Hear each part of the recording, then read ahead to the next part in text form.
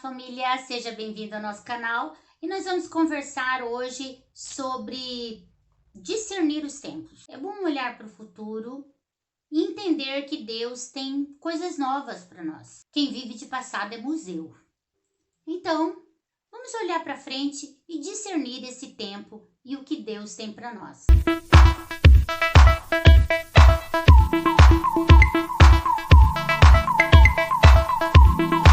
Eu estava lendo 1 Crônicas 12:32, que diz assim: dos filhos de Issacar, 200 seus chefes, destros na ciência dos tempos, para saberem o que Israel devia fazer, e todos os seus irmãos seguiam suas ordens. E nesses últimos dias, eu meditando, conversando com Deus, Deus me trouxe esse texto à tona e me fez lembrar de algumas coisas e foi completando no meu espírito outras. Bom, esse texto fala assim: quando Davi ele foi instituído rei, que demorou um tempo, ele não foi ungido, mas até ele ser mesmo instituído como rei, foi um processo.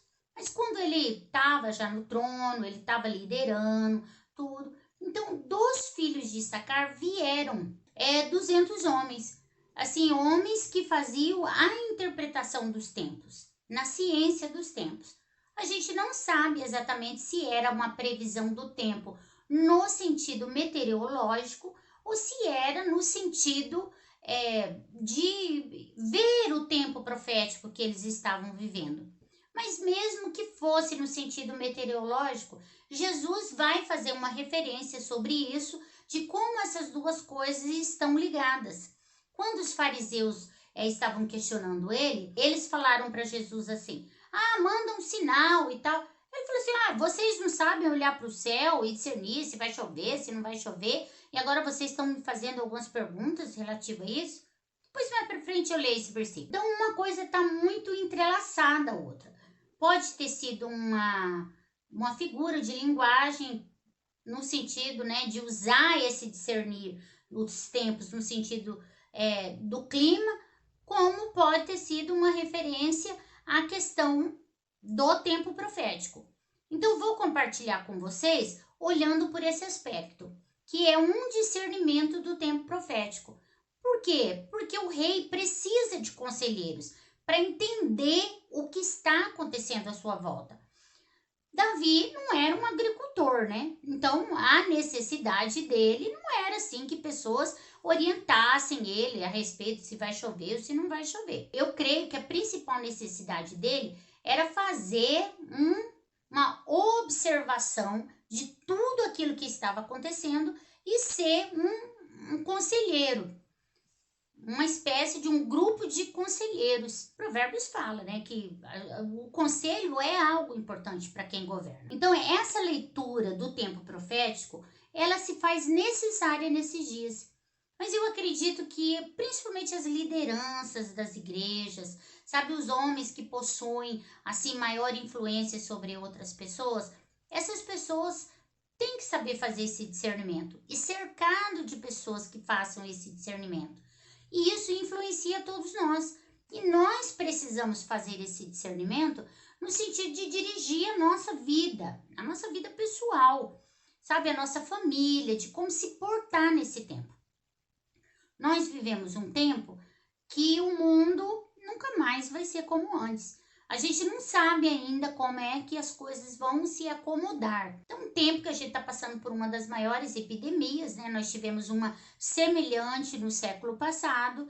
Então, é um tempo assim onde a sociedade está sendo abalada. E nesse tempo, nós precisamos de um posicionamento. Então, o que Deus está falando conosco?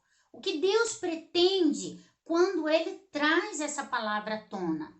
Issacar era assim uma tribo pequena, sem muita expressão, sabe? Existiam tribos assim mais, como que eu diria, assim, mais citadas, mais relevantes. Então era uma coisa mais modesta, mas que eles possuíam uma visão diferenciada. Então eu creio que Deus espera isso de nós, que nós tenhamos essa visão diferenciada, essa visão de sabedoria. A Bíblia diz que para tudo tem um tempo determinado. Há tempo para todo propósito debaixo do céu. É o que diz Eclesiastes 3. Então, existe um tempo também para estabelecimento de reinos. A gente sabe que quando a gente estuda a Bíblia, tem o tempo das dispensações, né? O tempo, no caso bíblico, ele é dividido em dispensações. Da inocência, do governo humano, né? Da aliança. E nós vivemos o tempo da graça. Mas desse tempo da graça, nós tivemos várias mudanças. Nós tivemos várias estratégias de Deus. Nós tivemos mudanças de comportamento. O evangelho não muda. O evangelho é o poder de Deus para a salvação de todo aquele que nele crê.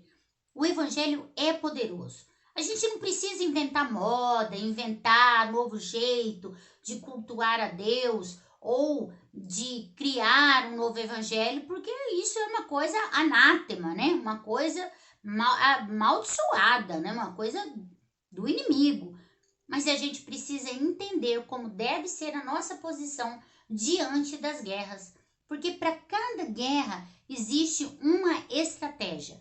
Para cada guerra, cada batalha exige de nós um posicionamento. Vai ser como essa batalha? Vai ser um ataque aéreo? Vai ser de cavalaria? Vai ser como essa luta? E nós entendemos que nós estamos em luta. Não é assim porque eu quero liberar uma palavra negativa para você, não. Mas nós estamos em luta contra o mundo, contra a carne e contra o adversário. Isso é uma coisa bíblica, você pode olhar de ponta a ponta. A partir do momento que nós nos alistamos no exército de Cristo, sempre haverá uma oposição. Então, determinar qual será o nosso posicionamento se faz imprescindível nesses tempos. 2 Samuel 7,12 diz assim, sobre o reino de Davi. Quando os teus dias forem completos e vieres a dormir com os teus pais, então farei levantar depois de ti um dentre a tua descendência, o qual sairá das tuas entranhas, e estabelecerei o seu reino. Esse reino que vem, mas que é muito relacionado ao reino de Davi, o qual o reino de Davi é usado muito como um exemplo, um tipo, uma figura desse reino que há de vir, é o reino de Jesus, é o reino dos céus, é o reino de Deus. Esse reino começou a se manifestar, esse reino foi inaugurado a partir de Jesus Cristo, o Senhor. Tanto que perguntaram, cadê o reino? Onde que está o reino? Falou assim, olha, o reino está em vocês. O reino de Deus está se expandindo. Nesse reino, nós precisamos de homens e mulheres que façam o discernimento dos tempos, assim como o reino de Davi precisava.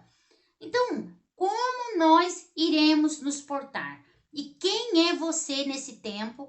Eu acho que é a principal pergunta desse vídeo. Você tem parado para analisar as coisas? Você só tem ouvido as notícias do jornal A, B ou C? Ou você tem olhado para a Bíblia, os acontecimentos que nos cercam e você está fazendo uma leitura espiritual dos acontecimentos? Isso é importante. Lá em Atos 13, 36 a 41, diz assim, porque na verdade, tendo Davi no seu tempo servido conforme a vontade de Deus, dormiu. Foi posto junto a seus pais e viu a corrupção. Mas aquele a quem Deus ressuscitou, nenhuma corrupção viu.